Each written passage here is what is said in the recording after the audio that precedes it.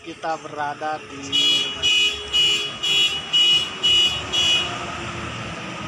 Wonokitri, Gunung Suryanta guys. Ini pendopo Wonokitri.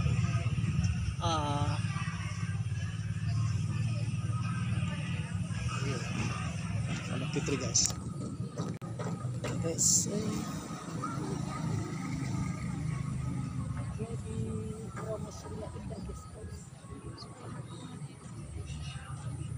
Untuk pipis di sini bayar 5.000 guys. Enak tuh apa itu? Oke. Wilujeng yang enjing wargi Jabar. Miring sareng pun bojo. Budak pun anak ya. Menuju aya di Wonokitri keur ulin kuring teh ya. Keur ulin ya. Liburan. Keur ulin refreshing. Des tempat cantik-cantikku ini bukan desa lagi tapi kelas kecamatannya kosan. Area cantik-cantikku di tanah Jawa. Kata dulu Sumbang itu, Bromo itu tengah-tengah tanah Jawa. Ya, oke. Penting kita nikmati bagaimana keseruan. Setelah ini kita apa? My trip, my adventure. Ya.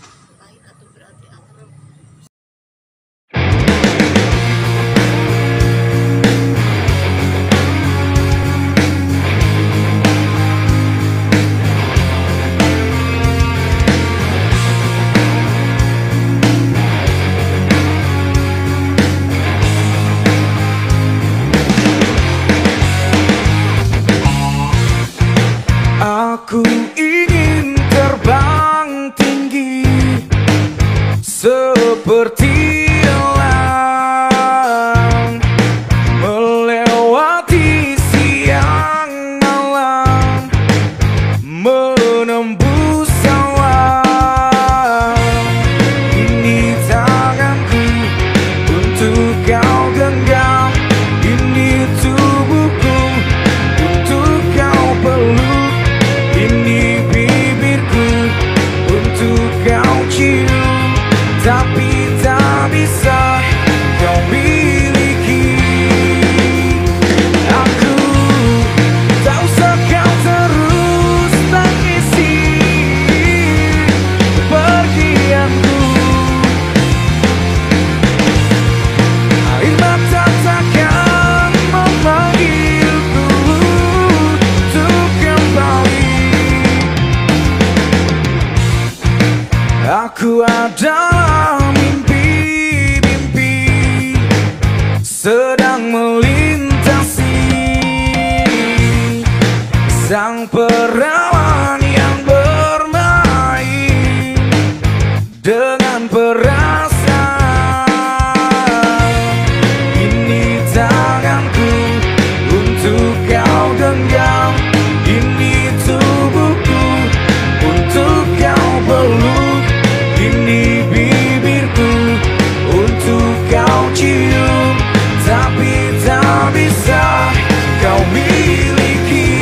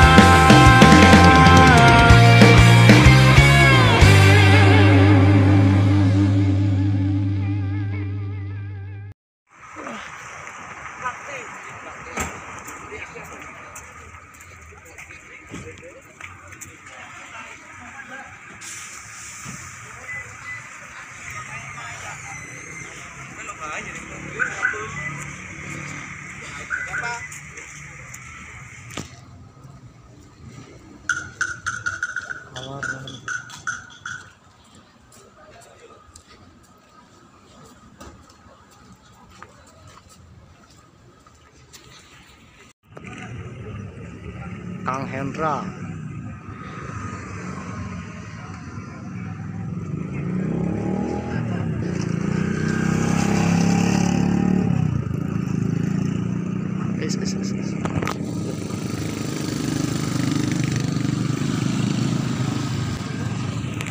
Kang Hendra.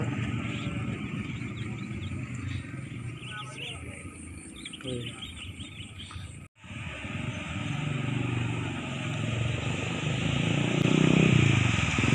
Ya. Go. You. Oke.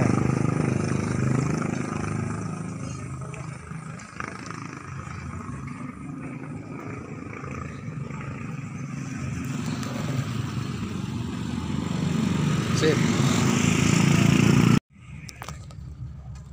Pak, tiketnya Oh, tiketnya kumpulin dulu. Hmm. Terus Bapak ini yang bayar. berapa? Jadi saya enggak. Halo. Berapa dulu?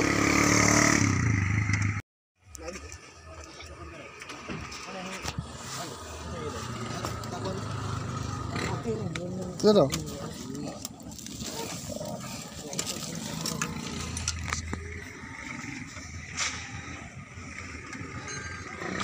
Depan bisa ya, Mas?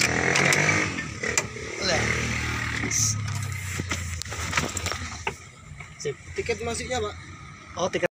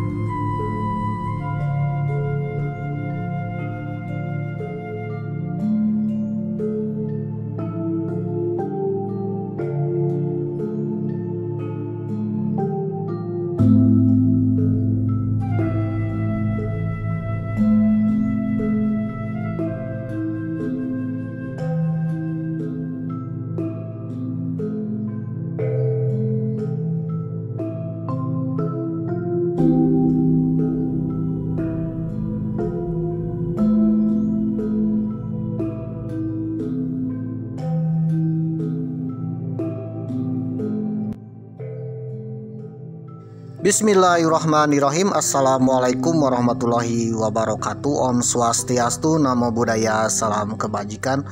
Om Santi Santi Om Sampurasun, Sugeng Rawu Ken kabari, pak kabar dulur baraya, warga negara Indonesia tetap semangat. Mudah-mudahan kita semua ya dilancarkan rezekinya, sehat-sehat selalu dan juga tambah sukses pemirsa. Amin. Bagi yang kemarin-kemarin sedang mencari jodoh, ya mudah-mudahan dapat jodoh pemirsa.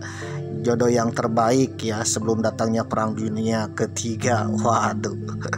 Ya sebelum datangnya tahun baru 2026 pemirsa. Waduh. Oleh karena itu Mamang doakan bagi yang belum dapat jodoh segeralah dapat jodoh pemirsa. Bagi yang kemarin sedang mencari pekerjaan, mudah-mudahan dapat pekerjaan yang layak, yang bisa mensejahterakan, bahkan ikut serta dalam pembangunan ya, memutar roda perekonomian pembangunan negeri ini pemirsa. Amin. Oleh karena itu marilah kita panjatkan puji syukur dan juga doa kita kepada Tuhan Yang Maha Esa. Mudah-mudahan dengan doa kita, rasa syukur kita dan sujud kita kepada Tuhan Yang Maha Esa, apapun keinginan kita, apapun cita-cita kita dikabulkan oleh Tuhan Yang Maha Esa pemirsa. Amin.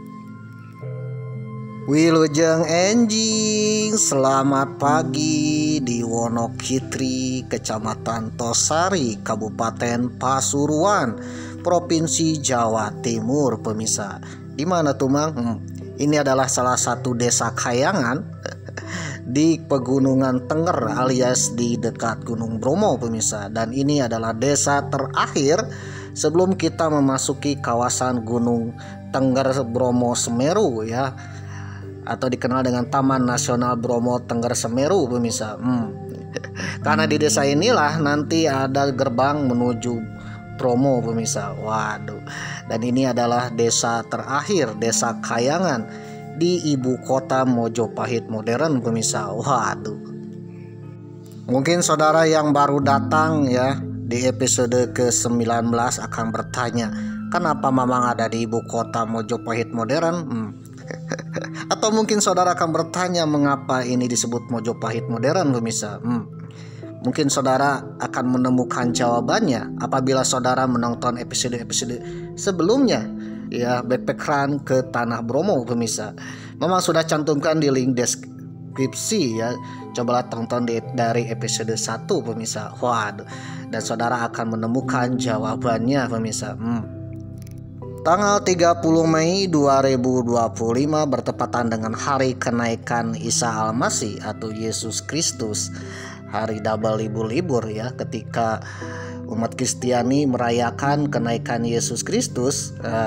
Dengan semangat kenaikan Yesus Kristus memang pun semangat ya pergi ke langit juga pemirsa. Tetapi langit di Pegunungan Tengger, salah satu negeri langit di tanah Jawa pemirsa. Kenapa negeri langit? Jadi kalau saudara datang ke Wonokitri, saudara akan merasakan negeri langit pemirsa. Waduh. Dimana kalau melihat lembah-lembahnya, itu di bawah lembahnya itu bukan pepohonan atau mungkin danau, tetapi ya lautan awan pemirsa. Waduh. Jadi seolah-olah Wonokitri ini adalah pulau mengamang di atas langit pemirsa. Waduh. Pukul 9 lebih 10 menit waktu Indonesia Barat memang sudah sampai di Wonokitri pemirsa. Waduh, ini artinya sudah 800 km pemirsa dari Provinsi Jawa Barat pemirsa. Waduh, yang titik keberangkatannya di kota Tasikmalaya ya, di Provinsi Jawa Barat. Provinsi Jawa Barat ketika video ini tayang sedang dipimpin oleh Bapak Aing ya, Haji Udin pemirsa. Maaf, Kang Deddy Mulyadi alias Haji Udin kalau di YouTube-nya. Waduh. Ya insya Allah Kang Deddy Mulyadi akan menjadi pemimpin Nusantara le. Amin. Selain itu Mamang ketika video ini tayang sedang berada di negeri langit Wonokitri, sedang dipimpin oleh sang Presiden Macan Asia pemirsa. Waduh.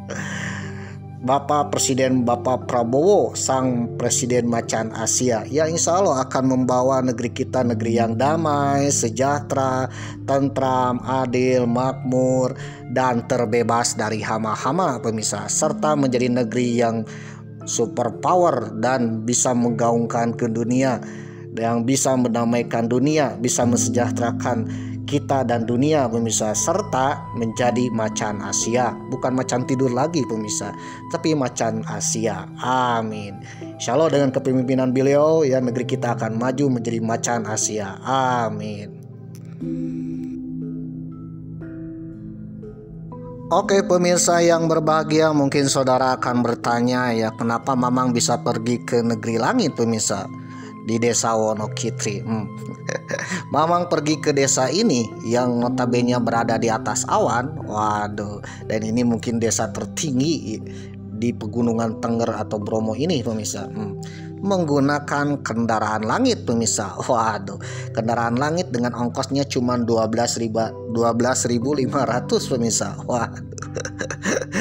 Ya, dengan ongkos segitu Mamang sudah bisa sampai ke langit pemirsa. Dan kendaraan ini bisa menembus awan pemirsa. Waduh. Saudara penasaran? Kalau saudara menonton dari episode pertama, mungkin saudara akan bisa menjawabnya pemirsa. Oleh karena itu, bagi saudara yang baru datang di episode ke-19, ya alangkah baiknya tontonlah episode-episode sebelumnya pemirsa, supaya kronologis dan tidak bikin pusing pemirsa. Waduh, memikirkan Mamang kenapa ada di desa Wonokitri ya, di negeri langit ini pemirsa. Waduh.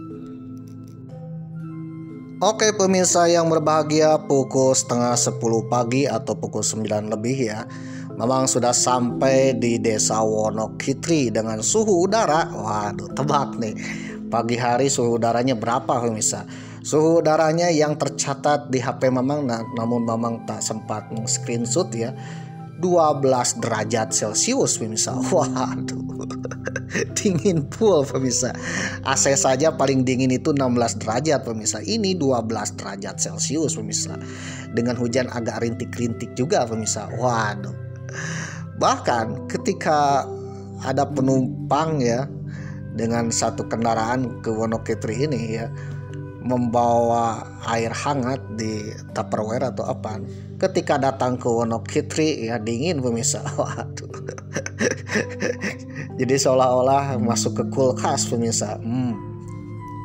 Untungnya Mamang pernah ke Bromo ya tahun 2006 ya, ketika zaman mahasiswa dulu, tapi lewat Cemoro Lawang pemirsa, dan itu datangnya subuh, luar biasa dinginnya. Nah, dari pengalaman itulah ketika datang ke Bromo tahun 2025 ini ya, Mamang sudah mempersiapkan ya, dengan jaket, di dalamnya adalah pakaian sweater ditambah pakaian kaos ya, ini double 3 pemirsa. Waduh, double 4 dengan kaos sangsangnya. Waduh.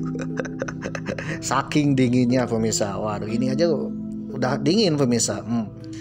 Bahkan bernapas pun ya mengeluarkan uap pemirsa. Waduh.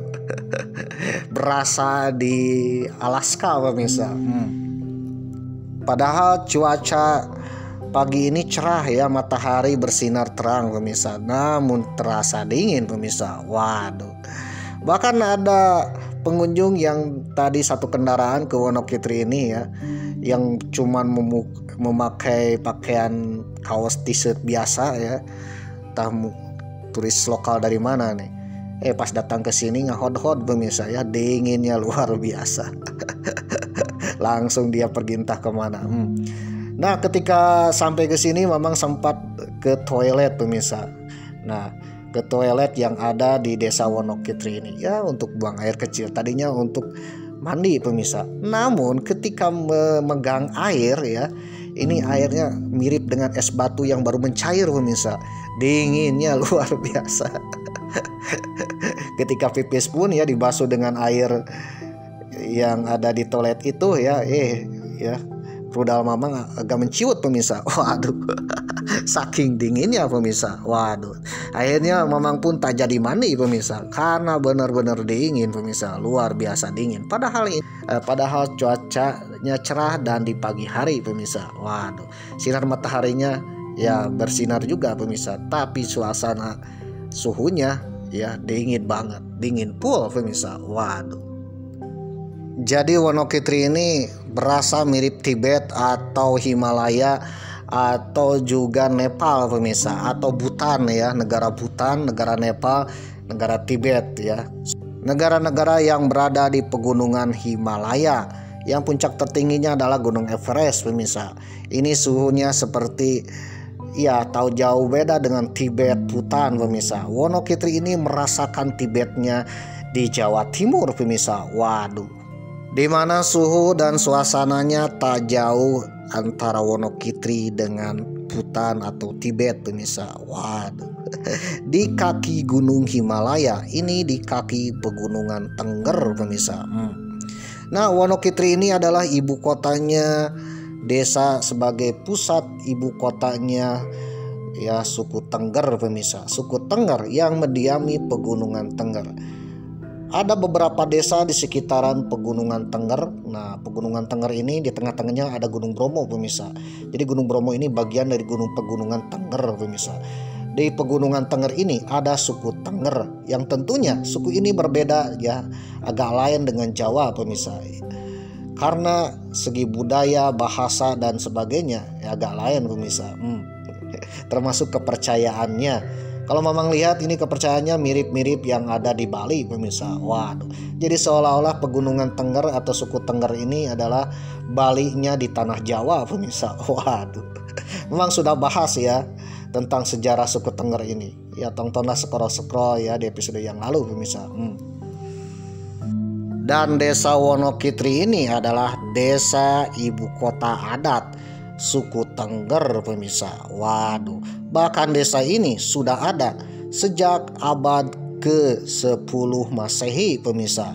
Waduh, jauh sebelum berdirinya kerajaan Mojopahit yang berdiri abad ke-13. Jadi Mojopahit ini berdiri abad ke-13 pemirsa.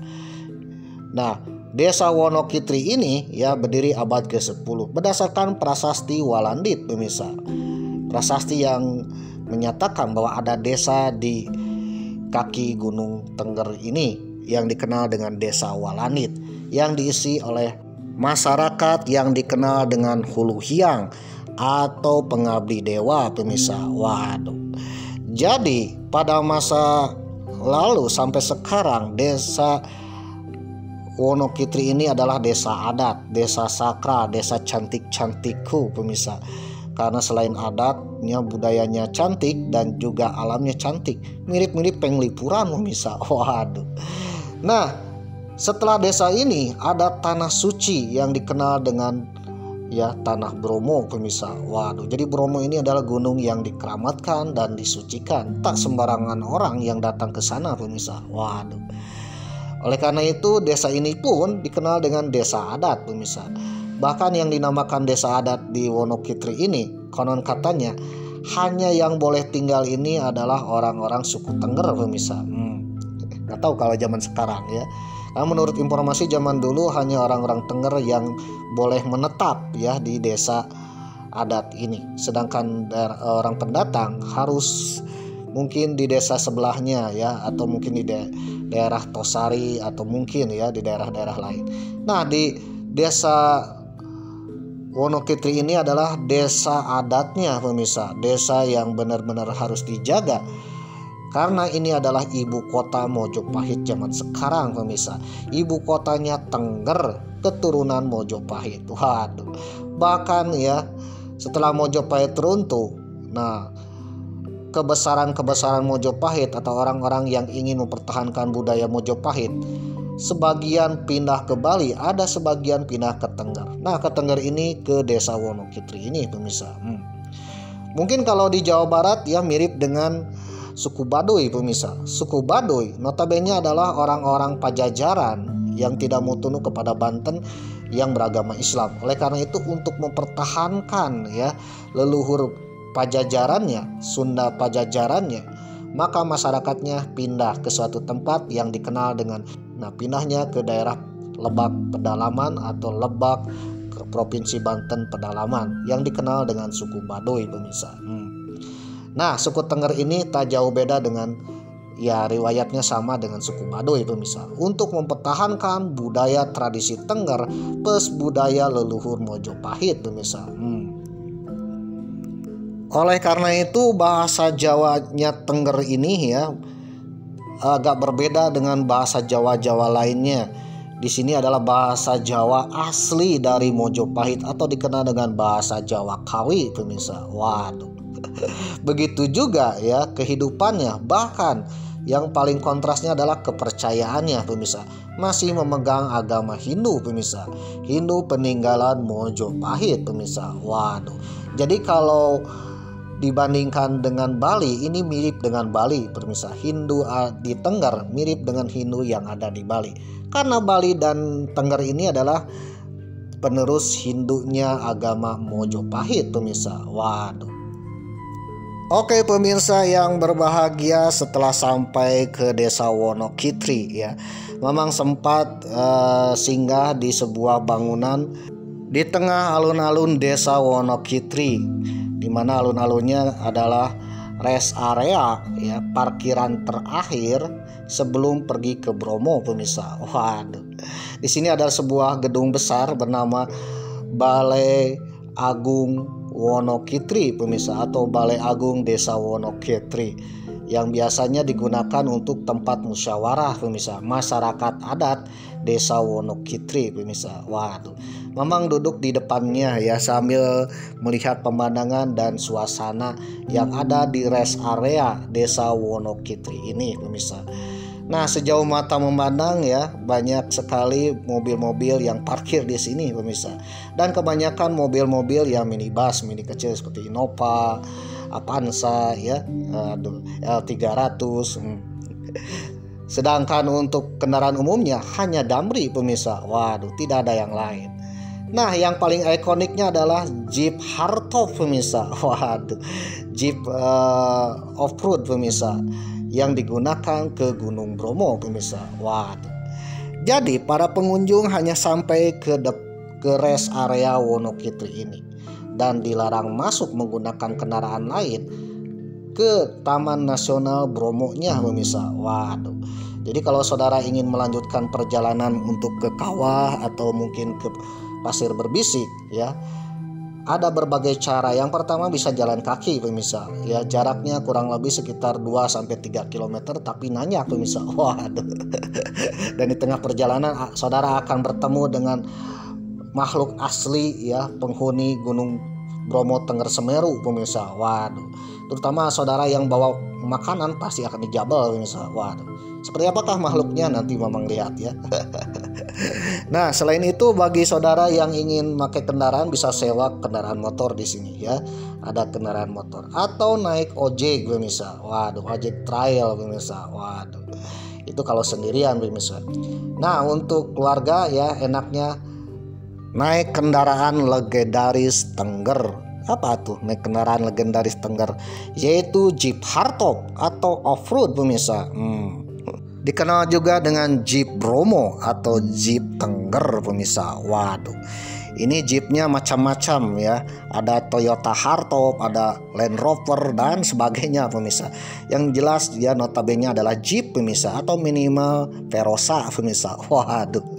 Jadi bagi saudara yang hendak melanjutkan ke kawasan Bromo Tengger Semeru atau mungkin ke kawah Gunung Bromo atau ke Pasir Berbisik ya, saudara yang rombongan atau berkeluarga atau lebih dari 2 orang ya, lebih baiknya adalah menyewa jeep pemirsa. Waduh. Ya, nanti akan dikendalikan, disupir oleh suku asli atau orang asli ya, Akamsi, orang Tengger pemirsa. Waduh. Karena jalanan menuju ke Bromo ini ya lebih ekstrim dari jalanan antara Malang ke Wonokitri. Kalau ke Malang ke Wonokitri aja sudah luar biasa berdebar-debar pemirsa, apalagi dari sini ke gunungnya pemirsa. Waduh, itu lebih berdebar-debar lagi, lebih menantang lagi. Oleh karena itu saudara yang akan berpergian ya, lebih baik nyewa jeep ya, yang disupiri oleh Akamsi pemirsa ya, orang asli dari Wonokitri ini pemirsa. Apalagi kalau saudara rombongan atau banyakan pemirsa, ya minimal 8 orang pemirsa ya, naik jeep ke Bromo dari Wonokitri akan terasa murah pemirsa, akan terasa terjangkau.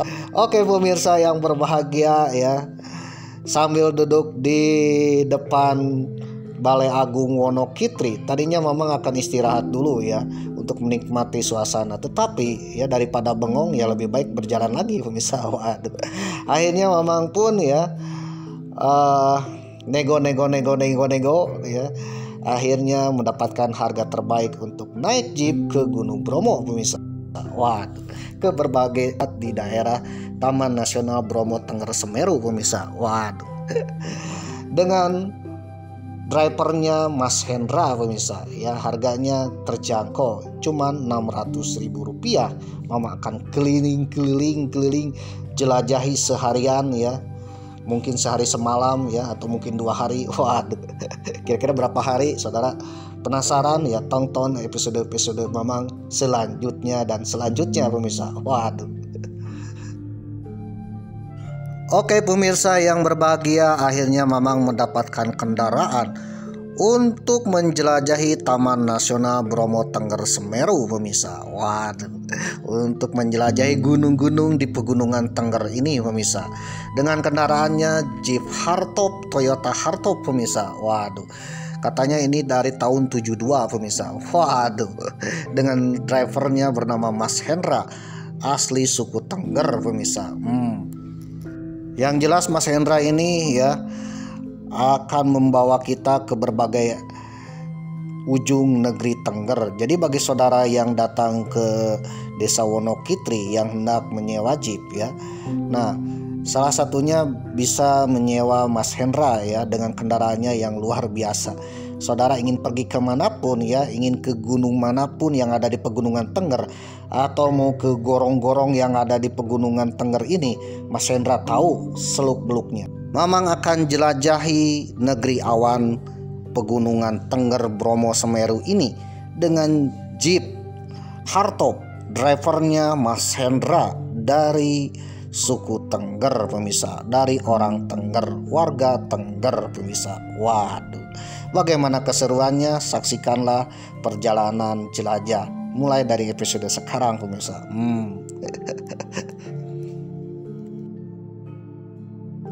Oke pemirsa yang berbahagia, sebelum keberangkatan ya jelajah-jelajah keliling-keliling tanah Bromo di pegunungan Tengger ini ya, Mas Hendra sedang mempersiapkan kendaraannya. Waduh, supaya bisa menjelajahi berhari-hari pemirsa. Waduh. Mamang akan sedikit cerita tentang Desa Wonokitri ya, desa yang ada di pegunungan Tengger, desa adat ibu kotanya warga Tengger pemirsa. Waduh, jadi sebenarnya warga Tengger ini ada berapa desa pemirsa, dan Desa Wonokitri ini adalah kelihatannya ibu kotanya warga Tengger pemirsa. Waduh, ibu kotanya Mojopahit zaman now. Waduh. Melihat kondisi suasana ya Desa Wonokitri dan masyarakat Tengger ini, ada sebuah film judulnya adalah Ketika Dia Pergi tahun 1990 pemirsa, di mana film ini menceritakan dokter yang ditugaskan di masyarakat Tengger, di warga Tengger ini. Konon katanya ketika dokter itu datang ke desa Tengger ini ya, ketika akan mengobati atau berkeliling ke warga-warga untuk memeriksa kesehatan warga, para warga takut dokter pemirsa. Waduh, sangat takut dokter pemirsa. Warga Tengger saat itu tak mengenal dokter pemirsa, bahkan anti dokter ya, saking takutnya dokter. Ketika ada dokter yang hendak berkunjung ke rumah untuk memeriksa kesehatan, warga menolak pemirsa. Waduh, bahkan anak-anak yang akan diperiksa ya, anak-anak pun lari tunggang langgang pemirsa, saking takutnya dengan dokter pemirsa. Waduh, jadi ketakutan dokter ini ibaratnya ketakutan ketika Mamang akan disuntik vaksin pemirsa. Waduh, dengan jarumnya yang panjang-panjang. Waduh. Ada ya kan yang takut suntikan pemirsa. Ya seperti itu pemirsa ya, seperti pasien yang takut suntikan pemirsa. Oleh karena itu film ini menceritakan perjuangan dokter ya untuk meyakinkan masyarakat Tengger bahwa dokter ini bukan asura, bukan hama, tetapi yang akan mengobati pemirsa. Namun itulah penuh perjuangan. Waduh. Nah, masyarakat Tengger pada umumnya ya lebih percaya kepada dukun pemirsa. Waduh. Konon dukun-dukun yang ada di Tengger ini sangat sakti pemirsa. Oke pemirsa yang berbahagia, bagi saudara yang tertarik dengan cerita kali ini, Mamang akan membahas tentang dukun Tengger pemirsa. Saudara ya jangan skip, siapa tahu bermanfaat. Namun bagi saudara yang tak suka dengan cerita kali ini, ya simpel dengan Mamang skip aja, karena kuota internet saudara tak tercover dana hibah, tak tercover dana antara, ataupun tak tercover ya dana Menteri Keuangan Purbaya pemirsa. Waduh. Oleh karena itu pergunakanlah kuota internet saudara dengan bijak. Namun bagi saudara yang penasaran dan menonton sampai tamat, Mamang sebagai admin akan berdoa kepada Tuhan Yang Maha Esa. Mudah-mudahan saudara menjadi orang terkaya, termakmur, tersukses di negeri ini, atau setidaknya akan dialami oleh anak cucu cicit saudara. Dan mudah-mudahan salah satu keturunan saudara ada yang menjadi pemimpin Nusantara. Amin. Selain itu Mamang pun berbicara sesuai dengan sumber yang Mamang dapatkan. Bagi saudara yang punya komentar, pendapat, ya boleh sharing-sharing di kolom komentar. Siapa tahu dengan kolom komentar saudara bisa menambah wawasan untuk kita semua. Asalkan komentarnya jangan berkomentar agak lain pemirsa, yang bikin-bikin keonaran atau Mossad pemirsa. Waduh, Depide et Impera bikin kegaduhan pemirsa. Waduh. Mamang sebagai admin akan men-skip bila ada komentar Mossad ya yang bikin keonaran pemirsa. Karena channel ini channel yang penuh perdamaian, bukan bikin keonaran pemirsa. Dilansir dari Wikipedia dengan judul artikel film Ketika Dia Pergi. Waduh, Ketika Dia Pergi adalah film Indonesia tahun 1991 dengan disutradai oleh Buce Malawau yang dibintangi juga oleh Asrul Julmi dan Nungki Kusumastuti. Waduh. Film ini meraih nominasi dalam Festival Film Indonesia tahun 1991 untuk pemeran pembantu pria, yaitu Afrizal Anoda. Film ini disutradai oleh Buce Malawau, produsernya Handi Mulyono. Waduh, ditulis oleh Buce Malawau. Pemerannya Asrul Jumi, Nungki Kusumastuti, Raden Mokhtar, Ali Sangjaya, Ras Barkah, Dahlia, Afrizal Anoda. Ini artis-artis era tahun 1990-80 pemirsa. Penata musiknya Idris Sardi ya, sinematografinya William Samara, penyuntingnya Janis Badar. Tanggal rilisnya 27 Juni 1991. Durasi 89 menit ya, negaranya Indonesia, menggunakan bahasa Indonesia. Waduh. Apa yang unik dari film ini pemirsa?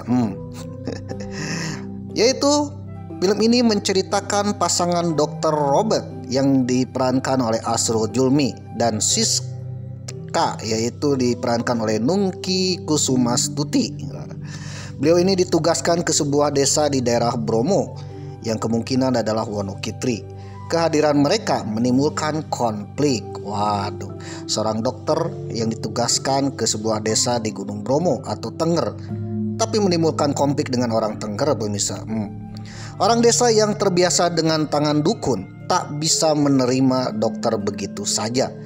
Konflik semakin tajam ketika seorang pasien yang biasa dirawat dukun tiba-tiba meninggal pemirsa.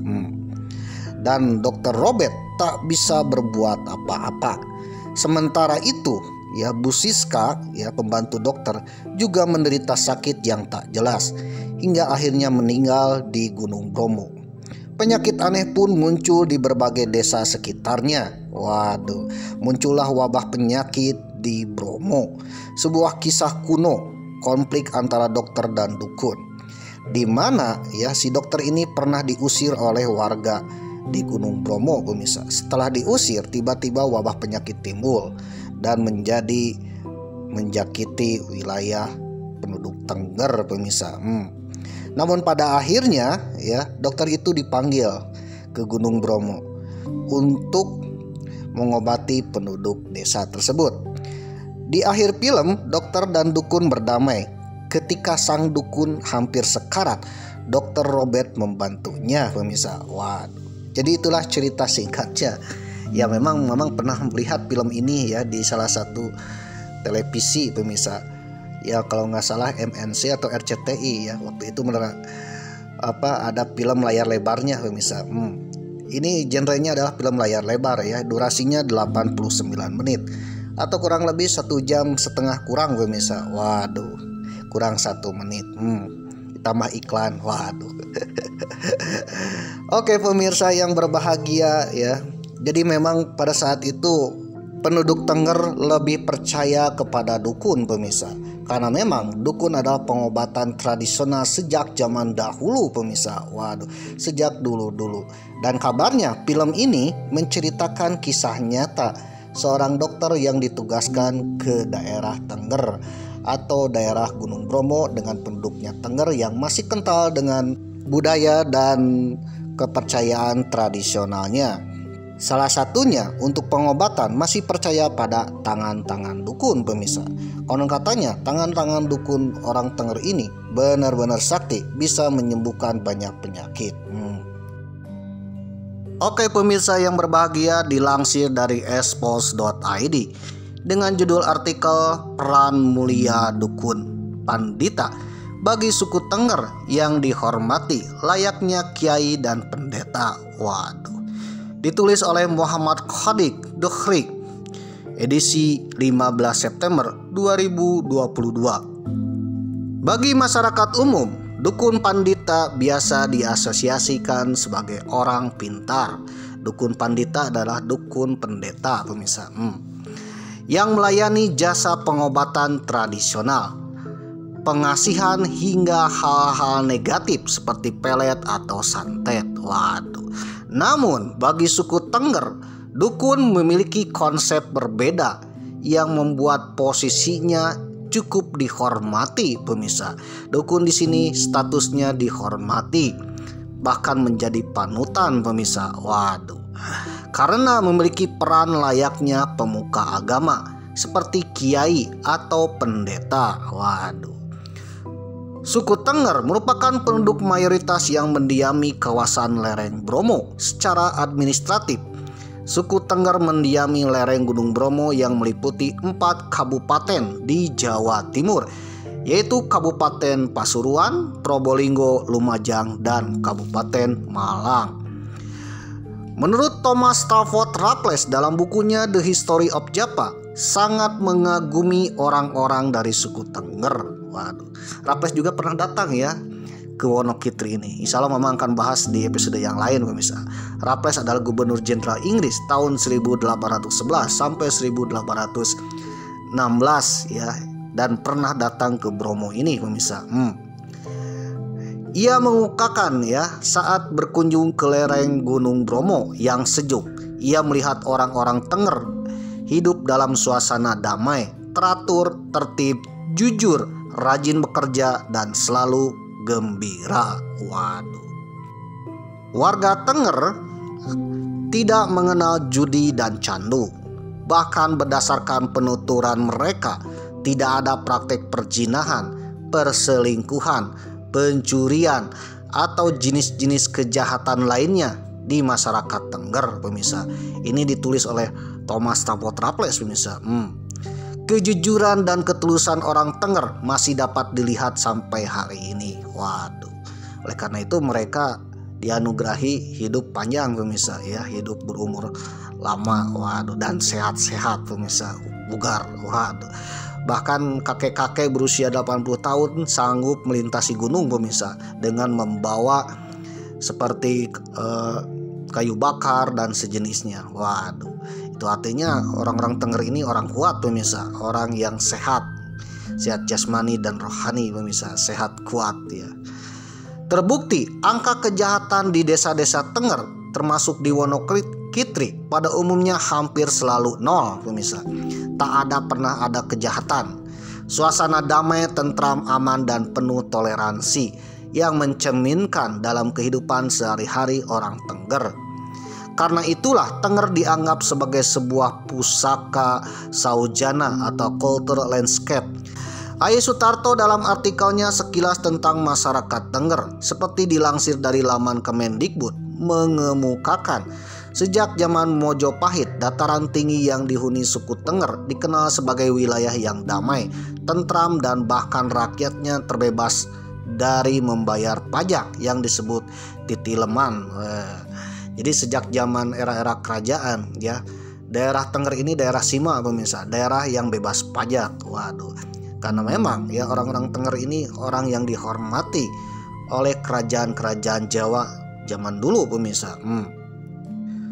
Tertulis di Serat Centini, jumlah masyarakat suku Tenger tidak banyak, yaitu sekitar 100.000 orang. Dari jumlah penduduk Jawa sekitar 100 juta. Waduh. Sebagian besar suku Tenger menganut ajaran agama Hindu. Status keagamaan orang Tenger dipaparkan secara panjang lebar dalam Serat Centini, sebuah karya tulis yang penulisannya diprakarsai oleh Kanjeng Gusti Pangeran Adipati Anom Mangkunegara III, yang kemudian setelah naik tahta bergelar Sinuhun Pakubuwono V di Kraton Kasunanan Surakarta. Waduh. Dalam kitab Serat Centini diceritakan pertemuan antara Raden Jayeng Sari yang muslim dengan Resi Satmangka. Pertemuan tersebut terjadi di desa Ngadisari, desa paling puncak di kawasan Tenger yang juga paling dekat dengan Gunung Bromo. Dalam pertemuan tersebut, Resi Satmangka menceritakan adat dan tata cara beragama orang Tenger. Orang Tenger percaya sejumlah dewa seperti Sambo, Brahma, Wisnu, Indra, Bayu, dan Kala. Sebaliknya, Raden Jayeng Sari juga menceritakan tentang agama-agama yang dibawa oleh para nabi sejak Nabi Adam, Nuh, Ibrahim, Daud, Musa, Isa sampai Nabi Muhammad SAW. Wawasan Kuswandoro, akademisi FISIP Universitas Brawijaya Malang, dalam jurnalnya Dimensi Spiritual Gunung Bromo dan Peran Dukun dalam Masyarakat Tenger, menyebutkan sistem sosial masyarakat suku Tenger tidak bisa dilepaskan dari peran dukun. Dukun bagi masyarakat Tenger berbeda konsep dengan dipikirkan masyarakat umumnya. Dunia dukun bagi masyarakat umum tak jauh dari praktik pengobatan tradisional, santet, pelet maupun persugihan. Waduh. Namun bagi orang Tenger ya, yang namanya dukun bagi warga Tenger adalah seorang pembantu spiritual dalam konteks peribadatan spiritual atau pujian ya. Jadi dukun di sini ibaratnya statusnya adalah kiai mungkin ya, dan pendeta pemirsa ya. Statusnya dukun ini adalah pendeta dan kiai. Bukan orang yang ingin menyesatkan atau berbuat jahat, tapi adalah seseorang yang berstatus tinggi yang akan menuntun warga Tenger ke arah yang lebih baik pemirsa. Jadi kiainya, pendetanya Tenger ya disebut dengan dukun. Maka ada istilah dukun pandita alias pendeta dukun pemirsa. Waduh. Dukun merupakan figur sentral yang menghubungkan insan Tenger dengan Anasir Adi Kodrati melalui simbol Gunung Bromo. Dukun bagi masyarakat Tenger memiliki peran spiritual, sosial, dan politik. Waduh. Bahkan dukun juga statusnya di atas lurah atau di atas pemimpin suku Tenger. Jadi kalau ada lurah ya atau kepala desa yang ingin menjabat ya, maka harus minta izin kepada dukunnya pemirsa, atau kepada ya dukunnya statusnya adalah pemimpin tertinggi spiritual suku Tenger.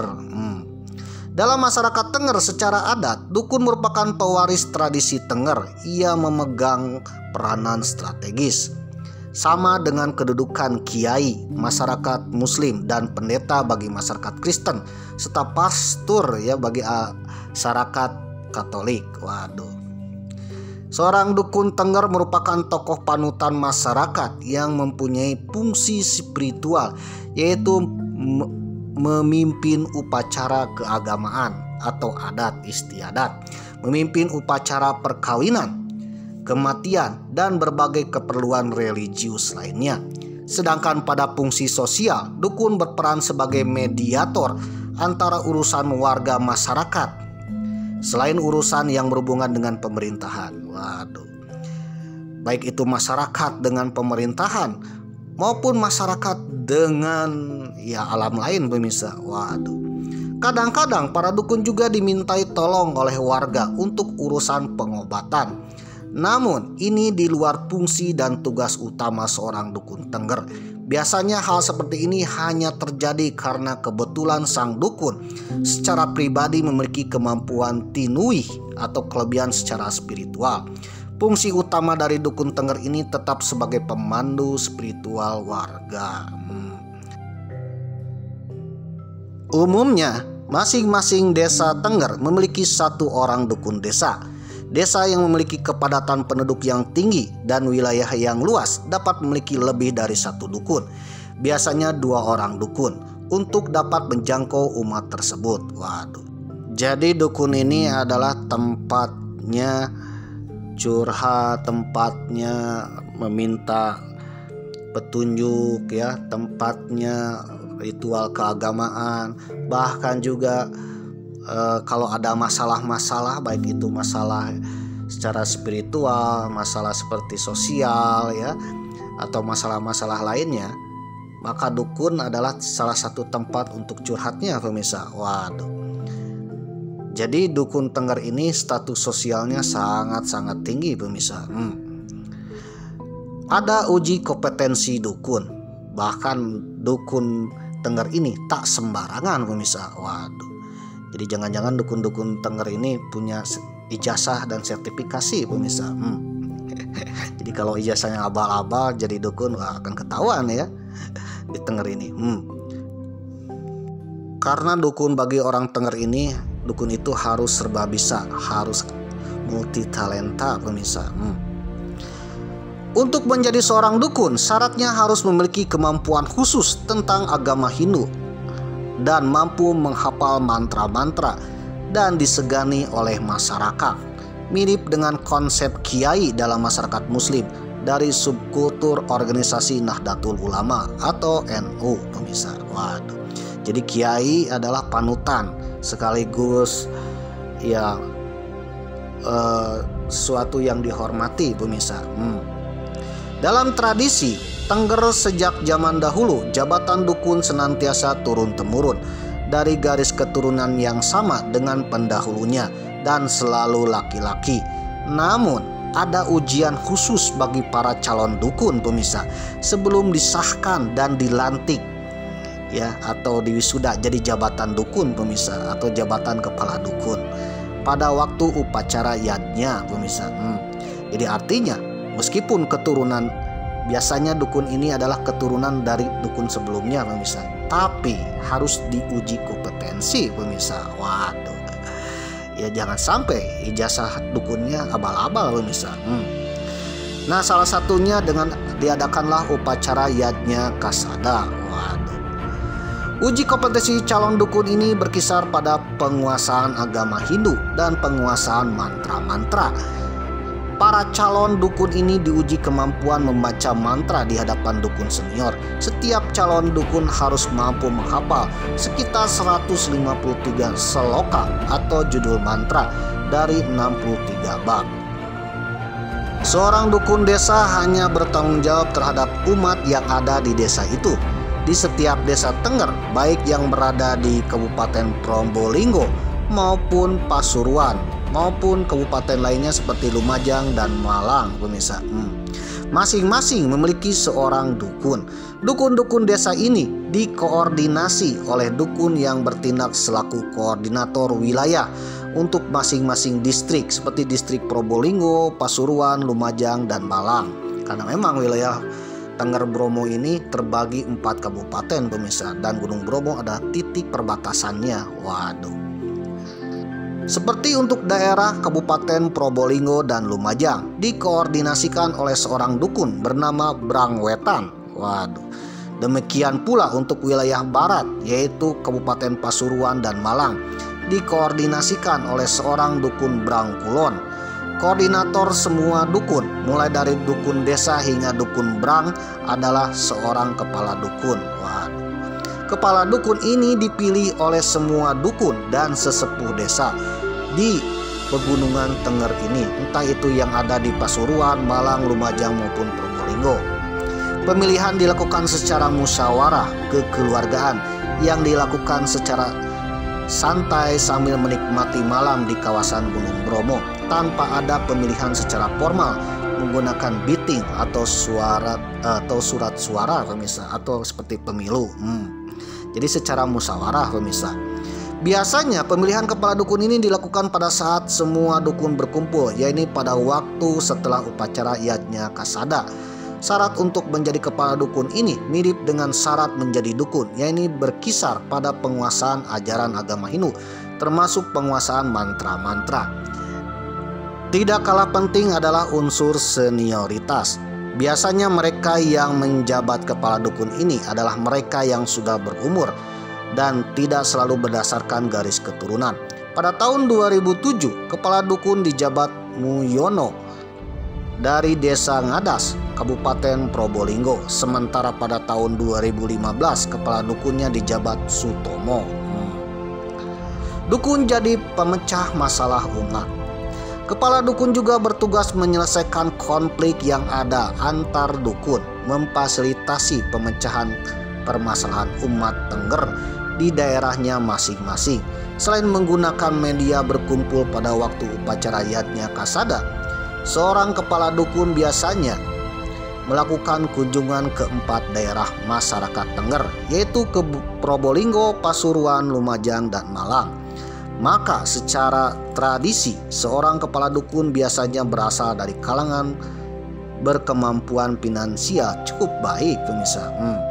Dalam struktur sosial masyarakat Tengger, posisi dukun, lebih-lebih kepala dukun, menduduki posisi teratas. Karena itulah jabatan kepala dukun merupakan jabatan yang sangat strategis dalam struktur sosial masyarakat Tengger. Di samping memiliki legitimasi spiritual dan sosial yang sangat kuat, ia juga memiliki power ya. Inilah menarik dan khasnya masyarakat di Pegunungan Tengger. Ketaatan pada adat istiadat telah memberikan kontribusi bagi relasi sosial yang cukup kondusif serta kuatnya kemampuan masyarakat dalam mempertahankan identitas kulturalnya sebagai masyarakat adat. Sumber dari aktivitas kehidupan masyarakat Tengger adalah bagaimana mereka mempertahankan, mewarisi, dan menghidup-hidupkan nilai-nilai adat istiadat yang sudah ada dan melembaga sejak bertahun-tahun lamanya. Waduh. Jadi salah satu peranan kenapa Tengger ini adalah wilayah surganya, aman, tentram, damai, tidak ada kejahatan. Salah satunya adalah adanya peranan dukun pemirsa. Dukun di sini bukanlah dukun yang selalu bikin keonaran, bikin santet ya, menyelakakan orang pemirsa. Waduh. Misalkan kita image-nya dukun seperti itu. Tetapi dukun bagi masyarakat Tengger ada status sosial tinggi, jabatan tinggi, pengayom pemirsa, dan menjadi panutan. Waduh, yang harus dihormati. Mirip dengan kiai dalam umat Islam pemirsa, atau mirip pendeta dalam agama Kristen, pastor dalam agama Katolik pemirsa. Konon katanya seorang dukun ini adalah orang yang mempunyai banyak ilmu pemirsa. Entah itu ilmu keduniaan seperti ilmu politik, sosial, ekonomi, ilmu hukum juga ilmu spiritual, ya, bahkan ilmu yang berbau-bau mistis pemirsa. Waduh. Konon dukun orang Tengger ini sakti pemirsa, bisa mengobati banyak orang, bisa menyelesaikan banyak permasalahan.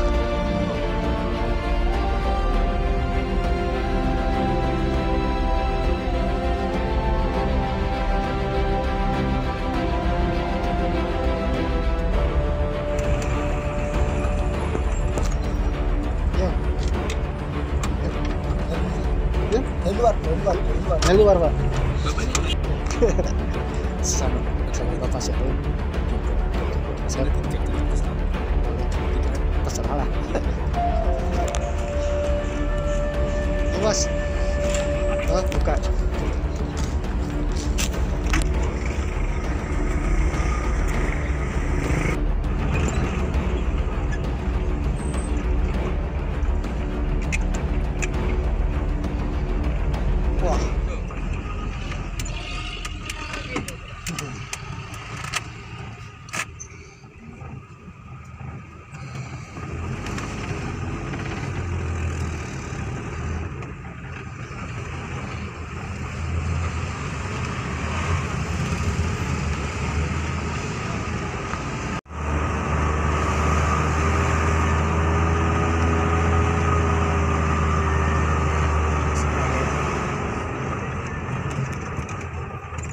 malam ya.